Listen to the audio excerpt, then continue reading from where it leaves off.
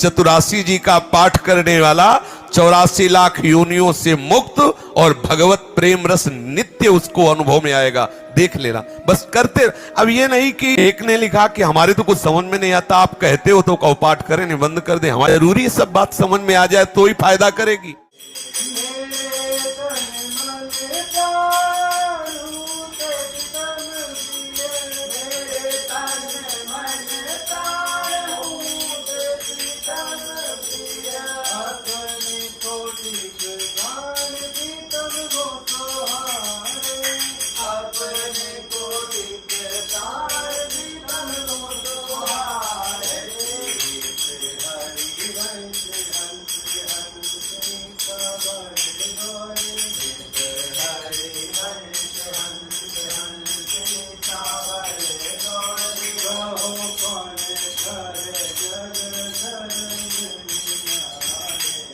Oh